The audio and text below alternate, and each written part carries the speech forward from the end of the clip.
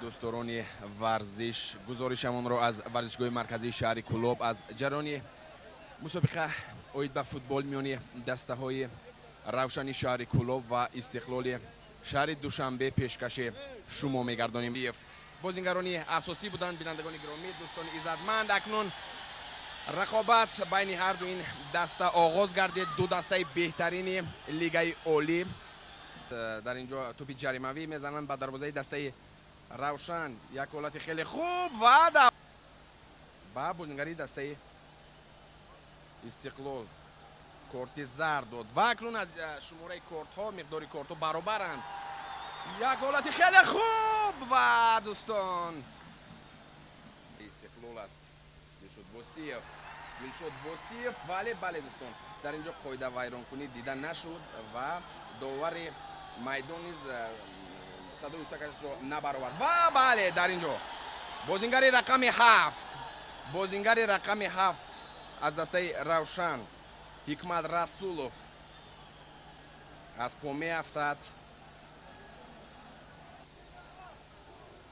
بله دستی حکمت رسولوف کاملت برداشت در اینجا و با او یوری تیبی لازم می آید. حساب بر نفع دسته روشن کلوب.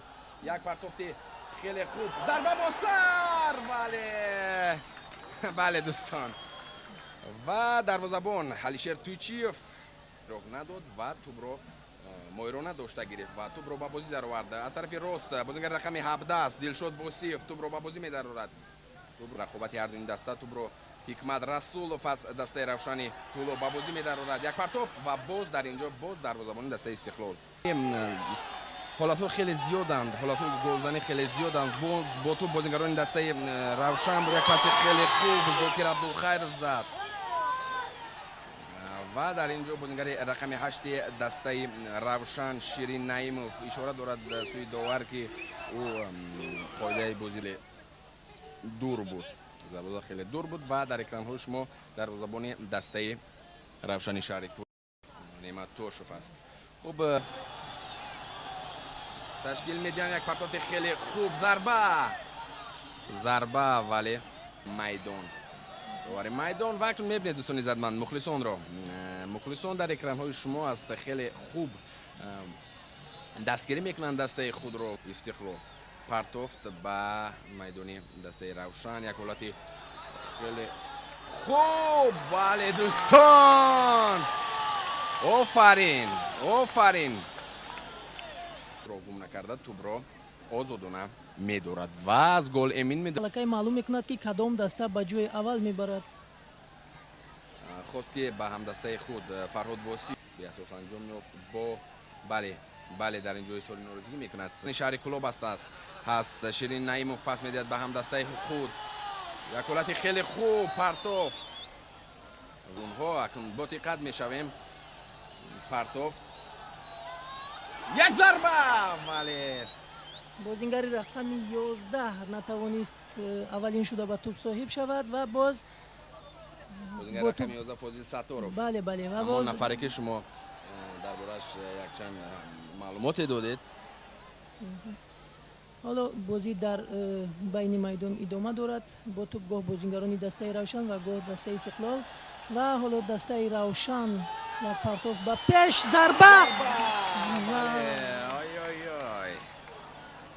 من میکنم که برای دروازه‌بان یگان سوال در تنفس دارم. کمی نوریدین دورانوف اجرا میکند. یک پرتافت خیلی خوب و توپ از خسته نشود و بازی را باز ادامه میدهند. توپ را با بازی در آوردن بازیگران دسته استقلال و پاس خیلی خوب ولی در اینجا توپ را میدورد بازیگر رقم 7 پاس میدهد به هم دسته خود بازیگر رقم 10. یک گل خیلی خوبی بود. یک ضربه ولی باز از دسته روشن دلیر شومورودوف پس به هم دسته خود حکمت رسولوف. بله دوستان بازی خیلی ویران کرده با اظهار ناراضگی میکنند مخلصان دوستان عزتمند و اکنون میبینیم مورید جورایف از کارگردان خواهش میکنیم که در اینجا داور میدان را به ما نشان دهند زیرا او یگان قانون و قاعده ویران کنی از جانب مخلصان به قید گرفته نشده است. باز هجوم به طرف دسته استقلال و بازیگران بازیگران دسته روشن نمیگذارند که چون این حالت با آنها میسر گردد. یک حالت خیلی خوبی دیگر کنجی در اجرای بازیگران دسته استقلال رو ما میبینیم با تو میتونم در اکران های شما. فتولویف است بازیگر رقم 18.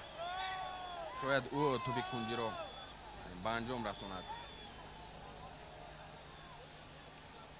خوب باید گفت که از جانب راستی میدان هجومی کمانده استقلال خیلی فعال است. از اون جانب بسیار فعال هجوم میکنند و حالا باز ضربه کنجی و رقابت ادامه دارد.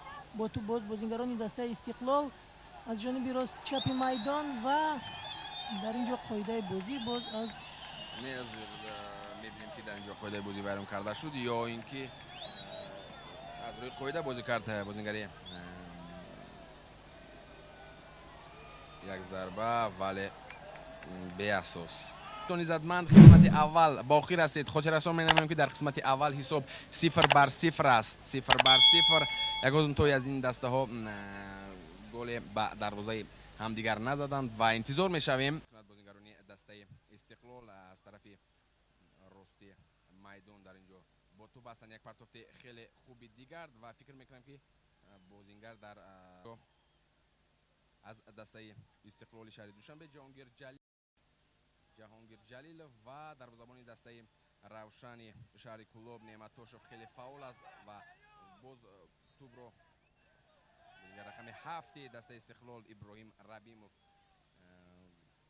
از پا میافتاند. ایرج خولف رو بود ولی به اساس و مخلصان نیز در اینجا چیز در قسمت اول چه در قسمت دوم خیلی فعال هستند. بازیگر رقم 20 با توپ معروف رستموف از طرف دسته روشن شهر کلوب پس میدهد به هم دسته خود و باز ادامه دارد از مرکز میدان هجوم روی این دسته. یک پاس خیلی عالی، یک پاس خیلی خوب، یک تاکتیک خیلی خوب بازیگر رقم 11 بود. پرتاب به جریمه گو و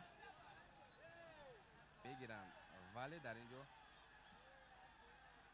دو بازیگر رقم 10 هم بازیگر رقم 10 دسته استقلال و هم رقم 10 روشن شهری نسبت بازیگران دسته استقلال قاعده رو ویران کردند. انیقترش بازیگر رقم 13 ایرج خولوف ولی در اینجا اظهار ناراضگی بیان میکنند و با گفته او ایرج خولوف در اینجا قاعده بازی رو ویران نکرده است و با فکر او مخلصان 25 هزاره ورزشگاه مرکزی شهر کلوب راضی می شود و اظهار ناراضگی میکنند نسبت داور ولی داور است در اینجا و عارف جورایف داور خیلی تجربه دار است.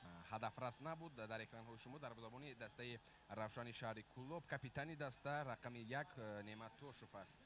نعمت توشف رو ما شاهد خیلی مهارت مالکه خیلی عالی او شدیم در قسمت اول. میبینیم که یک حالت خیلی خوب، یک پرتافت خیلی خوب از طرف بازیگران دسته روشن بود ولی کمی به سر عموما با دروازه خود یکون گل سر ندهد و این معنی اون رو دارد که یک حالت خیلی خوب. بله دوستان یک حالت غیر چشم داشت از طرف بازیگران دسته استقلال بود ولی توشف نعمت توشف در اینجا با سراسیمگی رو تلویزیونی سفینه ما باز یک بار دیگر خاطر رسان می‌نماییم که گزارش ما رو از ورزشگاه مرکزی یک پرتافت خیلی خوب ولی خیلی شوق زود دارن نسبت به فوتبال این رو دیدن و باز در اینجا بازیگر رقم 13 دسته استقلال بازیگر رقم 13 دسته روشن کلوب رو از پا میافتاند. اینم باشد الکساندر کودریشوف ایرج خولوف رو که شروع شهر انتظارند. یک پرتافت خیلی خوب و دروازه‌بان در اینجا برمیگرداند و باز در اینجا یک حالت خیلی خوبی دیگر از طرف بازیگران دسته استقلال است. دلشاد واسیف یک پرتافت خیلی خوب و بازیگر رقم 13 ایرج خولوف از دسته روشن شهر کلوب با بازی می‌درد و در اینجا یک کامبیناسیون خیلی خوب رو نشون داد ولی الکساندر کودریشوف بازیگران استقلال توپ رو با بازی در آوردند یک ضربه و دروازه‌بان. آفرین به دروازه‌بان توشوف نعمت. بازی خود رو از گل امین نگاه دارد. باز با تو بازیگران دسته روشن یک پرتافت خیلی خوب. ضربه ولی علیشر تویچی و بونگو یک طرف. بازیگری رقم 11 فوزیل ستارف است. رکتن های شما از دسته روشن شهر کولوب حساب رو بازی رو بر نفع خود انجام دهند. در اینجا بازیگران دسته استقلال با بازی در آوردن توپ رو و یک خطاگی جدی دیده میشه. یک پاس خیلی خوب و یک پاس خیلی خوب بود.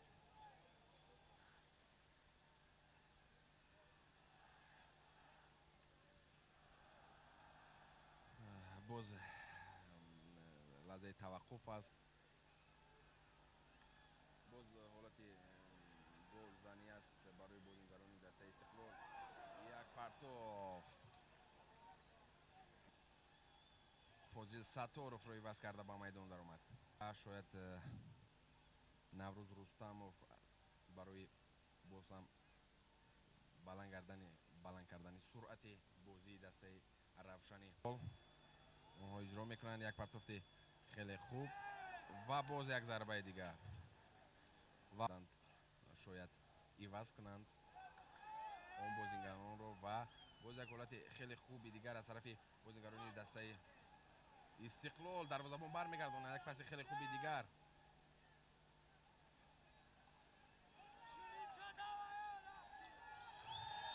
یک حالت خیلی خوب. بازیگر رقم 10 دوستان عزتمند در اکران های شما ایندوس حسینوف یک پاس خیلی خوب گرفت از همدسته خود. باز یک ضربه دیگر میزنند. متاسفانه باز